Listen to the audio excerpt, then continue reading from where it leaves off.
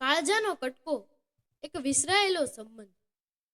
ગુજરાતના એક નાનકડા ગામમાં રમાબેન તેમના એકના એક દીકરા કરણ સાથે રહેતા હતા. કરણ રમાબેન માટે તેમનું આખું જગત હતો. નાનપણમાં જ પિતાની છત્રછાયા ગુમાવી ચૂકેલ કરણને રમાબેને પારકા ઘરના કામ કરીને અને ખેતરમાં કાળી મજૂરી કરીને ઉછેર્યો હતો. કરણ ભણવામાં ખૂબ જ તેજસ્વી હતો અને તેનું સપનું અમેરિકા જઈ મોટો એન્જિનિયર બનવાનું હતું. જ્યારે કરણને અમેરિકાની યુનિવર્સિટીમાંથી એડમિશન લેટર મળ્યો ત્યારે રમાબેનની ખુશીનો કોઈ પાર જ નહોતો. દીકરાના સપના પૂરા કરવા તેમણે પોતાના લગ્નના છેલ્લા બચેલા ઘરેણાં અને થોડી જમીન પણ વેચી દીધી. એરપોર્ટ પર વિદાય લેતી વખતે રમાબેનની આંખમાંથી ચોધાર આંસુ વહી રહ્યા હતા. કરણે માના આંસુ લૂછતા વચન આપ્યું, માં, તું જરાય ચિંતા ન કરતી. હું બહુ જલ્દી મોટો માણસ બનીને તને ત્યાં બોલાવી લઈશ. આપણે હંમેશા સાથે રહીશું. નવી દુનિયાનો નશો અને નવો પ્રેમ. અમેરિકાના ચકાચૌંધ અને આધુનિક જીવન શૈલીમાં કરણ ધીમે ધીમે પોતાનું અસ્તિત્વ ભૂલવા લાગ્યો.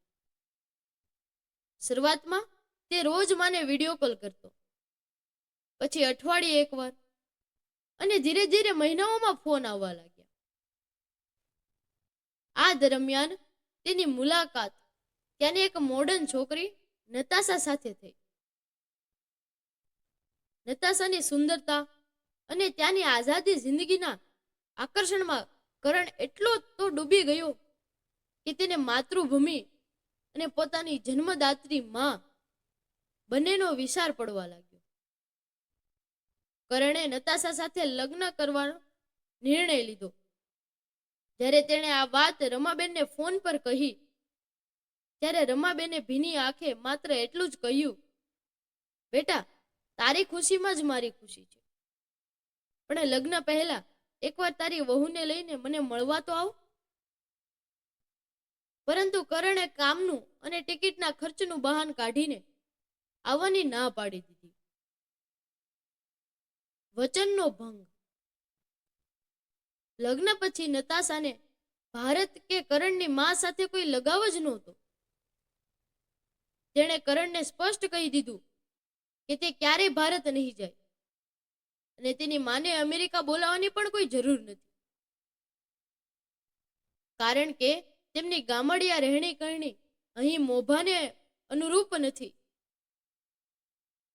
પત્નીના પ્રેમમાં અને પૈસાની આંધળી દોટમાં કરણ બધું જ માની ગયો.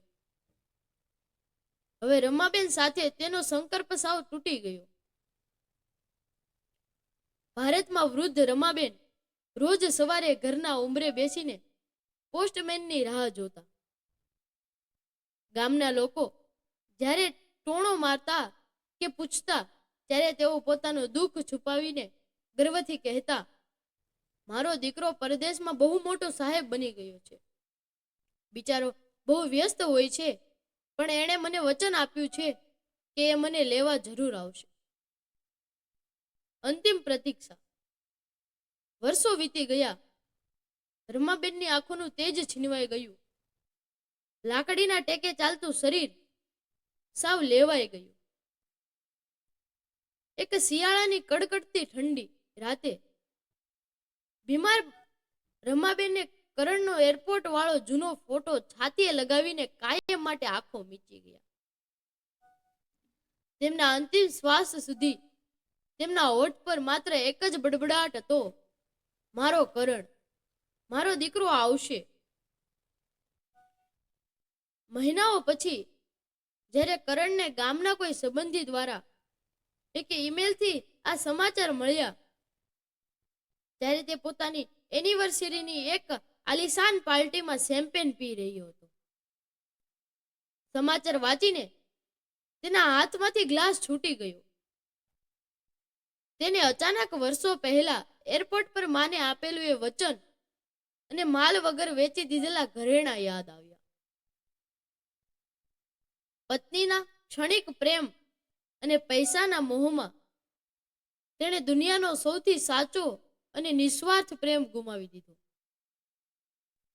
આજે તેની પાસે બંગલો, ગાડી અને બેંક બેલેન્સ બધું જ હતું, પણ જ્યારે તે રડવા બેઠો ત્યારે તેના માથા પર હાથ ફેરવીને આશ્વાસન આપનાર એ પ્રેમાળ હાથ કાયમ માટે છૂટી ગયા હતા. તેની પાસે હવે માત્ર પસ્તાવો જ બચ્યો હતો. સારાંશ: દુનિયાના કોઈ પણ સંબંધમાં શરતો કે સ્વાર્થ હોઈ શકે, પણ એક માનો પ્રેમ જ એવો છે જે કોઈ અપેક્ષા વિના વહે છે.